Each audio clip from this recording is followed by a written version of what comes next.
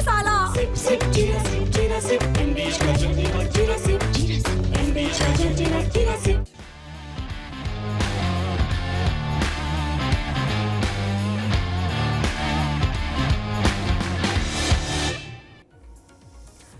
नमस्कार, sports night देख रहे हैं आप। आपके साथ मैं हूं अंकिता। लीड्स से बड़ी खबर सामने आ रही। बड़ी खबर यह है कि भारतीय टीम ने लीड्स टेस्ट मैच में हार का सामना करना पड़ा। यहां पर इंग्लैंड की टीम ने 5 विकेट से इस मुकाबले को अपने नाम कर लिया। हर किसी को लग रहा था कि इस मुकाबले में भारतीय टीम को 23 साल बाद जो है वो बड़ी जीत हासिल होगी, लेकिन यहां पर शुभमन गिल की कप्तानी में भारतीय टीम ने उस रिकॉर्ड को जो है वो नहीं तोड़ पाई है। यहां पर बेन टकेट जो है वो जीत के हीरो रहे। तमाम सारी चीजें जो है वो इंग्लैंड के फेवर में गई। स्टार्टिंग में हमने देखा कि भाई पहली पारी में इंडिया ने 471 रन बना दिए थे। उसके बाद जो है वो 400 यहाँ पर टीम ने कहीं ना कहीं अपने आप को थोड़ा सा पलड़ा भारी कर लिया था, लेकिन वहां पर जो है वो हार का सामना करना पड़ा। इस शो में तमाम मुद्दों पर बात करेंगे और हमारे साथ स्पोर्ट्स एडिटर शिवेंद्र सिंह भी हमारे साथ जुड़ेंगे और तमाम चीज़ों पर बात करेंगे कि भाई कहाँ पर टीम इंडिया से गलती हुई, क्योंकि स्टार्टिंग में ऐसा लग रहा था कि भाई 471 रन बनाया था टीम इंडिया ने पहली इनिंग में और दूसरी इनिंग में 371 रनों का बड़ा लक्ष्य दिया था, लेकिन वहां पर टीम इंडिया को हार का सामना करना पड़ा।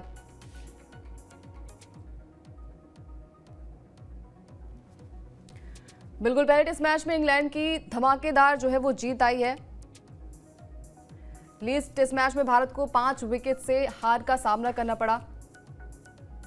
गिल की कप्तानी में पहला टेस्ट मैच जो है वो भारत जो है वो हार गया और इस हार के बाद जो है वो तमाम मुद्दों पर सवाल भी उठेंगे कि आखिर टीम इंडिया को इस हार का असली जिम्मेदार कौन ठहराया जाएगा। 23 साल बाद जो है वो गिल इस मैच में जीत हासिल नहीं कर पाए। 2002 की बात करें तो सौरव गांगुली की कप्तानी में लीड्स के मैदान पर आखिरी बार जीत मिली थी। उसके बाद कप्तान कई सारे आए, लेकिन ऐसा लगा कि टीम जो है युवा खिलाड़ियों की टीम है, जहां पर स्टार्टिंग टीम इंडिया ने बहुत ही अच्छी कर ली थी। 5 शतक भी आए इस मैच में भारतीय टीम के बल्लेबाजों की तरफ से, लेकिन टीम को वहां पर हार का सामना करना पड़ा। 23 साल बाद शुभमन गिल जो है वो इतिहास नहीं बदल पाए।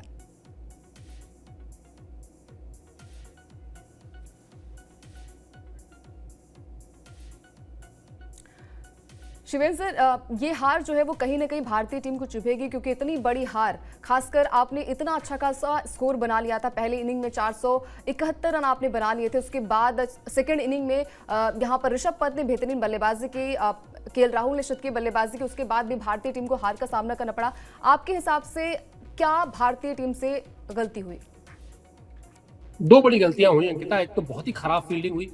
कई बार ऐसा लगा कि किसी आप अंतर्राष्ट्रीय टीम के खिलाफ किसी यूनिवर्सिटी की टीम के मैच को देख रहे हो। जो फील्डिंग का स्टैंडर्ड था उससे ये लगा। दूसरा, मुझे लगता है कि शायद अब अगर आप इस मैच को देखेंगे, और कई बार होता है ना कि हम छोटी छोटी चीज़ों को लेकर बहुत जल्दी खुश हो जाते हैं। अगर आप इसका थोड़ा विस्तार से एनालिसिस करेंगे तो आप पाएंगे कि भारतीय टीम अति आत्मविश्वास का शिकार हो गई। अब अति आत्मविश्वास का शिकार कैसे हुई, इसको समझने के लिए बस 2 छोटे छोटे उदाहरण बहुत आसानी से समझ में आ जाएंगे हर किसी को। पहली पारी में भारतीय टीम का पहला विकेट गिरता है 91 रन पर और 5वां विकेट गिरता है 447 रन पर। उसके बावजूद भारतीय टीम 471 रन पर ऑल आउट हो जाती है। यानी 5 विकेट, फिर से सुनिएगा, 447 रन और टीम का ऑल आउट होना 471 रन। अब आ जाते हैं दूसरी पारी में। दूसरी भारतीय टीम का जो 5वां विकेट गिरता है वो गिरता है 333 रन पर और उसके बाद 364 रन पर भारतीय टीम ऑल आउट हो जाती है। मुझे ये नहीं समझ में आता कि टेस्ट क्रिकेट में वो जो बैटिंग क्रम में एक लोअर मिडिल ऑर्डर होता है वो, और प्लस वो जो पुछल्ले बल्लेबाजों का कंट्रीब्यूशन होता है, वो इस टेस्ट मैच में कहाँ था। क्या शुभमन गिल के कप्तानी में भारतीय टीम को ये लगा कि 450 रन अगर पहली इनिंग में बना लिए हैं, या अगर हमने 350 से ज्यादा का टारगेट इंग्लैंड को दे दिया है, तो अब हमारे लिए ये इंग्लैंड की टीम के लिए ये अनरीचेबल है, यहाँ इंग्लैंड की टीम पहुंच ही नहीं सकती है। ये विशुद्ध रूप से खराब रणनीति, खराब फील्डिंग और खराब लोअर ऑर्डर और उछल्ले बल्लेबाजों की खराब बल्लेबाजी और एक बड़े उसमें इन्वर्टेड कॉमा में अति आत्मविश्वास का की वजह है कि भारतीय टीम इस मैच को गंवा चुकी है। बिल्कुल बिल्कुल, और ये लीड्स के मैदान पर इंग्लैंड की सबसे बड़ी जीत भी है। आपको बता दें कि यहाँ पर इंग्लैंड की टीम ने जो है वो बड़ा रन चेज किया है और इतिहास भी रचा। एक वक्त ऐसा लग रहा था कि इंग्लैंड की टीम बैकफुट पर थी, लेकिन यहाँ पर बेन डकेट ने एक बेहतरीन बल्लेबाजी की और यहाँ पर 88 पर जो है वो पहला विकेट गिरा था दूसरी इनिंग में। तो वहीं से कहीं ना कहीं टीम इंडिया बैकफुट पर थी। जसप्रीत बुमराह को विकेट्स नहीं मिले। इसके अलावा जो रूट की हम बात करें तो जो रूट ने भी यहाँ पर अपने पैर जमाए और वहां पर अगर हम बात करें तो 53 रनों की शानदार बल्लेबाजी की। जेमी स्मिथ की बात करें तो दूसरी पारी पर जो है वो 44 रन नाबाद वो लौटे। तो ये दर्शाता है कि इस टीम में वो कैलिबर भी है। जसप्रीत बुमराह, सिराज और जडेजा जो है वो फेल साबित हुए और यहाँ से ये जो तिकड़ी है, खासकर हम बात करते हैं कि भाई सीनियर खिलाड़ी भी हैं और सीनियर होने के नाते विकेट्स ना मिलना, खासकर दूसरी इनिंग में। और बार बार गौतम गंभीर भी यही कह रहे थे अपनी प्रेस कॉन्फ्रेंस में और गिल भी यही प्रेस कॉन्फ्रेंस में कह रहे थे कि भाई 20 विकेट लेना टेस्ट मैच में, अगर आपने 20 विकेट ले लिया, भले ही आपने 1000 रन बनाए या फिर 800 रन बनाए, वो मैटर नहीं करता, लेकिन अगर आपने 20 विकेट लिया तो वहीं से आपकी जीत पक्की हो जाती है। आपके हिसाब से क्या लगता है सर कि अगर ये विकेट्स मतलब 188 रन पर पहला विकेट गिरता है तो वहीं से टीम इंडिया जो है वो बैकफुट पर गई थी, वहीं से हार की जो तस्वीरें थी वो थोड़ी सी क्लियर हो गई थी? बिल्कुल, और मुझे लगता है कि शायद कई बार हमारे जीवन में भी होता है ना अंकिता, कि हम जानते तो हैं, हम सुनते तो हैं कि हमें क्या करना चाहिए, लेकिन हम एग्जीक्यूट नहीं कर पाते। इस सीरीज पर भारतीय टीम जब रवाना हो रही थी तो ये गौतम गंभीर का स्टेटमेंट था, किसी और का स्टेटमेंट नहीं था कि आप 1000 रन बनाकर भी जीत को इंश्योर नहीं कर सकते कि आप जीतेंगे ही। आप दावा नहीं कर सकते कि आपने 1000 रन बना दिए इसलिए आप जीत जाएंगे। जीतने के लिए टेस्ट क्रिकेट में आपको 20 विकेट लेने पड़ते हैं और आज गौतम गंभीर के लिए ये बहुत बड़ा एक प्रश्न है कि आखिर फिर उन्होंने किया क्या। ये जो इतना कुछ हुआ, इंट्रा स्क्वाड मैच हुआ, उससे पहले आपने वार्म अप मैचेस खेले। कड़वा सच ये है कि आप पिछले 9 मैचेस में से 7 मैच हार चुके हैं, टेस्ट मैच की बात कर रहा हूं, और आपकी टीम इस मैच में वो 20 विकेट नहीं ले पाई जो 20 विकेट आपसे लेना अपेक्षित था, एक्सपेक्टेड था। और रही बात जसप्रीत बुमराह के ना चलने की या सिराज के ना चलने की या जडेजा के ना चलने की, ये फिर मैं घूम फिर कर आ रहा हूँ, वो शायद जो बल्लेबाजी में कई बार होता है ना कि 400 प्लस जब आपको स्कोर बोर्ड पे दिखाई दे रहा हो तो जो माइंडसेट होता है, 300 प्लस का माइंडसेट अलग होता है, 200 प्लस का माइंडसेट अलग होता है। भारतीय टीम को पहली पारी में मैं अब भी बिल्कुल सोच समझ के कह रहा हूँ कि 500 से ज्यादा रन जोड़ने चाहिए थे और दूसरी पारी में भारतीय टीम को इंग्लैंड को 400 से ज्यादा रन का लक्ष्य देना चाहिए था, जिसमें उछल्ले बल्लेबाजों का और लोअर मिडिल ऑर्डर का कंट्रीब्यूशन आना चाहिए था। वो नहीं हुआ। भूलिएगा नहीं, इंग्लैंड की टीम भी अच्छी टीम है, इंग्लैंड की टीम बेसबॉल क्रिकेट खेलती है, इसलिए अगर आपने 371 रन का टारगेट दे दिया तो आपने ये सोच लिया कि अब हम ही जीतेंगे, तो फिर विशुद्ध रूप से बेवकूफी है और इसके अलावा और कुछ नहीं। बिल्कुल। और ये अगर हम बात करें इंग्लैंड की टीम की, तो इंग्लैंड की टीम का जो पहला विकेट गिरा था सर वो 188 पर गिरा था। तो सिलसिला कैसे शुरू हुआ उस पर भी हम बात करेंगे कि भाई दूसरी पारी में इंग्लैंड का पहला विकेट 188 रन पर गिरा था और दूसरा विकेट 206 रन पर प्रसिद्ध कृष्णा ही ने ही चटकाया था, क्योंकि दूसरी इनिंग में एक पार्टनरशिप बिल्ड हो रही थी जहां पर विकेट्स बुमराह को नहीं मिल रहे थे, सिराज को भी नहीं मिल रहे थे, रविंद्र जडेजा को भी नहीं मिल रहे थे, लेकिन वहां पर एक राहत भरी सांस टीम इंडिया के लिए थी कि भाई पहला विकेट जो है वो 188 पर गिरा। लेकिन वहीं से टीम इंडिया की तस्वीरें जो है वो थोड़ी सी क्लियर हो गई थी। पहले विकेट के लिए यहां पर बेन डकेट और यहां पर क्रॉली ने जो है वो 188 रन की एक शानदार बल्लेबाजी की। शार्दुल ठाकुर ने बैक टू बैक 2 विकेट भी चटकाए थे। वहां से मैच की तस्वीरें थोड़ी सी बदल गई थी कि भाई शार्दुल ठाकुर जो कि बैक टू बैक यहां पर विकेट्स भी लिए, तो ये लगा था कि भाई अब यहां से मैच, अगर यहां से बुमराह विकेट डालते हैं, सिराज विकेट डालते हैं, तो थोड़ी सी उम्मीदें इंडिया के फेवर में हो जाएंगी। लेकिन तस्वीरें जो है वो कहीं ना कहीं 188 रन पर ही टिक गई थी कि भाई आपने अगर पार्टनरशिप ब्रेक नहीं की और 100 से ज्यादा की पार्टनरशिप, 100 से ज्यादा छोड़िए, 150 से ज्यादा की पार्टनरशिप अगर आप कोई खिलाड़ी बिल्ड कर लेता है तो प्रेशर जो है वो आपकी टीम में ज्यादा हो जाता है। बिल्कुल हो जाता है। और यही बात हम लोग मैच के पहले जब सुबह के शो में बात कर रहे थे तो मैंने यही कहा था कि सबसे बड़ा जो चैलेंज है भारतीय टीम के सामने वो यही है कि आप किस तरह से ओपनिंग पार्टनरशिप को ब्रेक करते हैं। क्योंकि होता क्या है कि 300 साढ़े 300 रन जब अगर आपको चेस करने हो और अगर पहले विकेट के लिए 100 रन की पार्टनरशिप हो जाती है तो कहीं ना कहीं आप विरोधी टीम के कप्तान के मन में डाउट क्रिएट करते हैं कि अब वो करें क्या, वो डिफेंसिव फील्ड लगाए या फिर वो अटैकिंग फील्ड लगाए। अटैकिंग फील्ड लगाने में क्या होता है, यहाँ वहां से 1-2 एज निकला और एक चौका, एक इधर से चौका फाइन लेग से चला गया है या एक चौका स्लिप के बीच से चला गया, तो अचानक हर ओवर में आपको 5, 7, 8 रन मिलने लगते हैं। और अगर आप डिफेंसिव फील्ड लगाएं तो फिर आपकी बड़ी आलोचना भी होती है। तो ये डाउट क्रिएट किया इंग्लिश टीम के बल्लेबाजों ने, जिस तरह से पहले विकेट के लिए पार्टनरशिप की और क्या कमाल की बल्लेबाजी हुई। मतलब इस पूरी इंग्लैंड की जीत में अगर कुछ उनकी किस्मत किसी चीज में अच्छी रही तो वो रही भारत की फील्डिंग के हिसाब से। आप देखें किस तरह से कैच छूटे हैं, किस तरह से चौके छूटे हैं।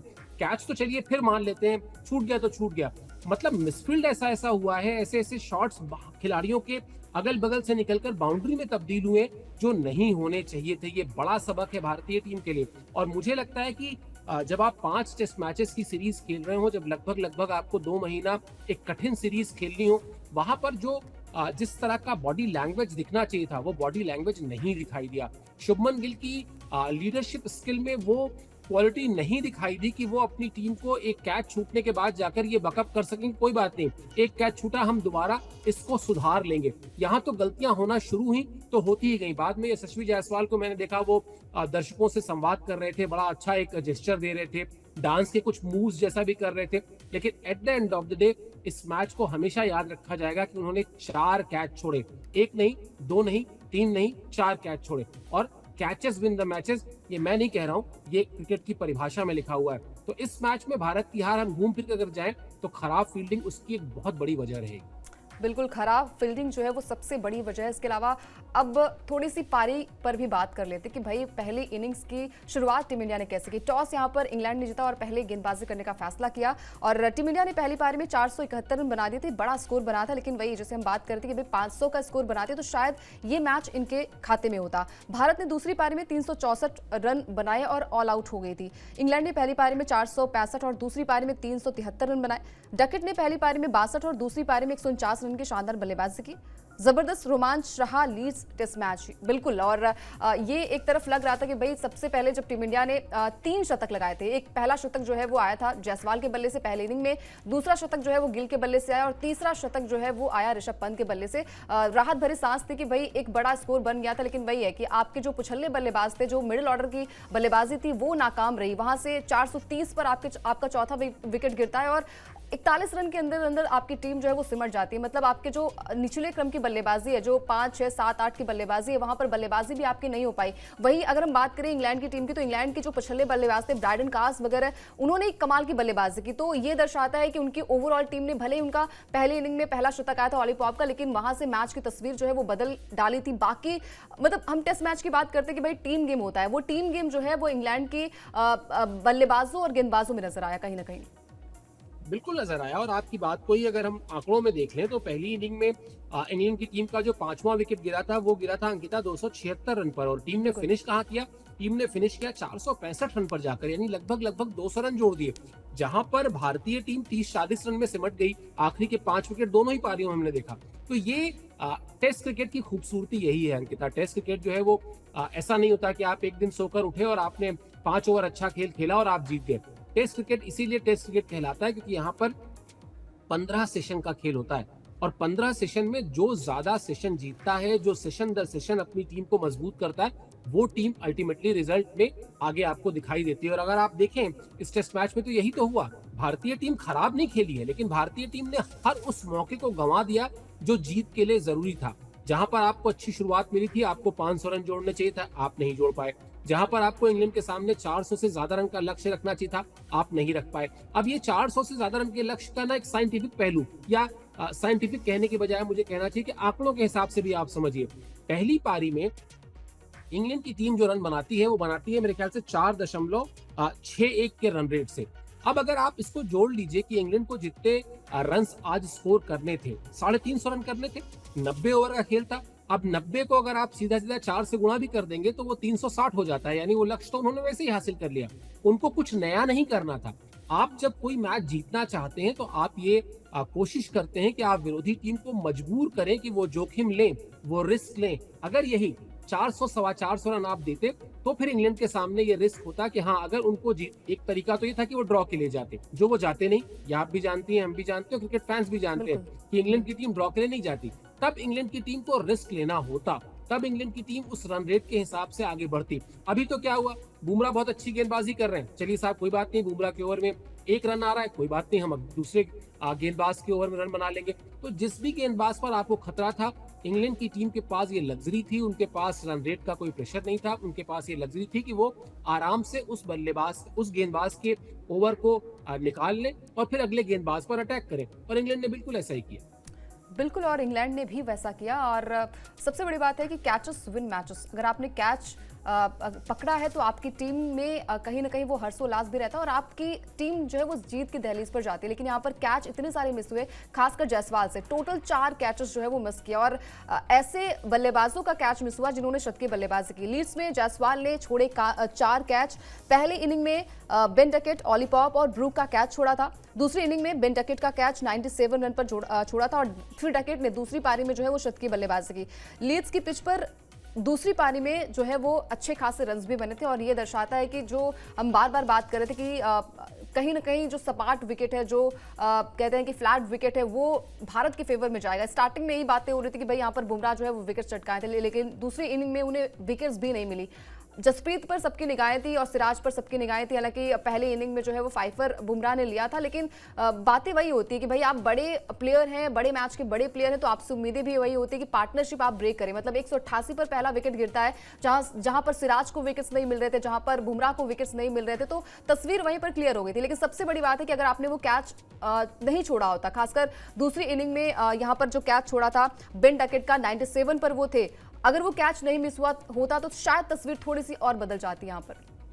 बिल्कुल अंकिता, आप अगर सोच कर देखिए, पहली इनिंग का हम लोग हिसाब लगा रहे थे। पहली इनिंग में जो कैचेस छूटे भारतीय टीम की तरफ से, जो यशस्वी जायसवाल और रविंद्र जडेजा ने छोड़े, जिन खिलाड़ियों को योगदान मिला, जीवन दान मिला, उनके आउट ना होने के बाद के योगदान को अगर जोड़ा जाए तो 190 रन था। यानी पहली पारी में इंग्लैंड की टीम के खिलाड़ियों का कैच अगर भारतीय टीम ने पकड़ लिया होता तो वो जो 450 रन बन गए वो 250 के आसपास होते, क्योंकि 190 रन जिस भी खिलाड़ी को जीवन दान मिला उसके बाद उसने जो रन जोड़े उनका योग जो था वो 190 रन का था। और दूसरा, एक सेकंड के लिए जसप्रीत बुमराह बन के सोचिए, आपको पहली पारी में मतलब 7 या 8 विकेट मिलने चाहिए थे अगर आपके कैचेस पकड़े गए होते तो। कहीं ना कहीं और बुमराह भी खिलाड़ी हैं, उनके अंदर भी इमोशंस हैं, उनके अंदर भी वो आत्मविश्वास उनका भी हिलता है। अगर उनके गेंदों पर अच्छी तरह से फील्डिंग ना हो, अच्छी तरह से वो जो गेंद रोकी जानी चाहिए थी उस पर चौका चला जाए, तो वो भी खिलाड़ी हैं, उनका भी आत्मविश्वास डगमगाता है। और यही हुआ। और फिर सबसे बड़ी बात है, क्रिकेट के खेल में हमेशा ये कहा जाता है कि आप मेंटली इस बात के लिए प्रिपेयर रहें कि हो सकता है आपका कोई मेन गेंदबाज किसी दिन ना चले। तो वो आज वही दिन था जहां पर आपको जिस तरह से, जो आपने भी कहा कि पार्टनरशिप ब्रेक करने की रिक्वायरमेंट थी या जो जरूरत थी या जो उम्मीदें थी जसप्रीत बुमराह से, वो नहीं कर पाए। लेकिन फिर बड़ा प्रश्न ये है कि क्या सिर्फ जसप्रीत बुमराह की जिम्मेदारी है कि वो भारतीय टीम को जीत दिलाएंगे? शायद नहीं। ये टीम गेम है, 11 के 11 खिलाड़ियों की जिम्मेदारी है। सवाल उठना चाहिए उस खराब फील्डिंग पर, सवाल उठना चाहिए लोअर मिडिल ऑर्डर की बल्लेबाजी पर, सवाल उठना चाहिए पुछल्ले बल्लेबाजों के अप्रोच पर, और सवाल उठना चाहिए उस कप्तानी पर और उस कोचिंग पर जिसने इतना बड़ा लक्ष्य देकर भी अपने आप को डिफेंड नहीं कर पाया। बिल्कुल, और जैसे हम बात कर रहे थे कि भाई फील्डिंग में भी वो दमखम नजर नहीं आया। पूरी बॉडी लैंग्वेज आपकी दिख रही थी कि जब आपके विकेट्स नहीं गिर रहे थे तो वो चेयर अप, जैसे हमने विराट और रोहित की कप्तानी में देखा था कि भाई भले ही आप रन मतलब आप हार रहे हैं, बट आप में वो जज्बा होना चाहिए। अगर आप में वो जज्बा है तो आप विकेट्स भी लेते हैं। और कहीं ना कहीं पूरी बॉडी लैंग्वेज जो है वहाँ पर सुस्त नजर आई। अगर हम बात करें यहाँ पर फील्डिंग की, तो फील्डिंग यहाँ पर भारतीय जो गेंदबाज थे, भारतीय जो प्लेयर्स थे, उनकी तरफ से देखने को नहीं मिला। और एक बार फिर से सवालों के घेरे में सारे जो खिलाड़ी वो नजर आए।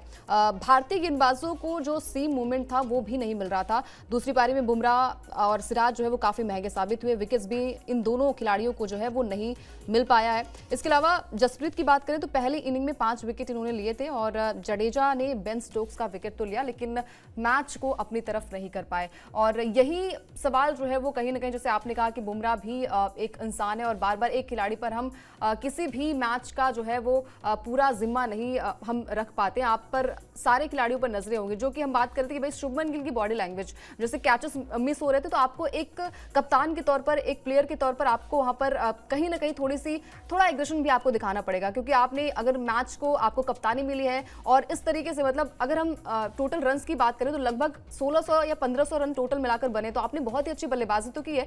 5 शतक भी आया जो कि रिकॉर्ड में भी दर्ज होगा, लेकिन उसके बाद भी आप मैच में हार जाते तो कहीं ना कहीं आपकी कप्तानी पर सवाल उठेंगे। और गौतम गंभीर की जो कोचिंग है ना, उस पर भी सारे सवाल खड़े हो रहे हैं। बिल्कुल सवाल खड़े हो रहे हैं। और जैसा मैंने बीच में कहा कि आपने पिछले जो 9 मैचेस खेले हैं उसमें से 7 मैचेस में हार मिली है, 1 मैच ड्रॉ रहा है और 1 मैच में भारतीय टीम को जीत मिली है। मैं बार-बार ये बात कह चुका हूँ, गौतम गंभीर बड़े कमाल के खिलाड़ी रहे हैं, बड़े कमाल के फ्रेंचाइजी क्रिकेट में कमाल के कप्तान रहे हैं, कमाल के कोच रहे हैं, लेकिन ये सारी सक्सेस जो है उनकी वो लिमिटेड ओवर्स में है। गौतम गंभीर की कोचिंग को अगर आप बहुत अच्छे नंबर्स देना चाहते हैं तो आपको हमेशा टेस्ट क्रिकेट में उनकी कोचिंग को आजमाना होगा।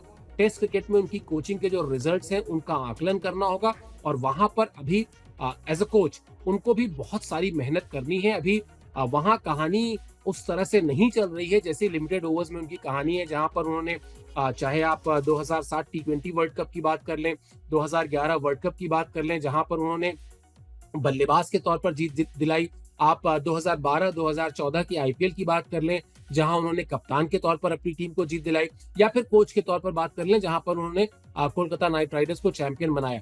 वो सारी सक्सेस एक तरफ है, टेस्ट क्रिकेट एक तरफ है, और टेस्ट क्रिकेट में अभी तक जैसा आपने भी कहा कि वो सवाल कड़े सवाल, वो कठिन सवाल उनके सामने अभी वैसे के वैसे ही बरकरार है कि आखिर जैसा आपने भी जोड़कर बताया लगभग 800 रन बना दिए भारतीय टीम ने, 800 से ज्यादा रन बनाए भारतीय टीम ने, फिर भी उसके हाथ में 5 विकेट से हार ली।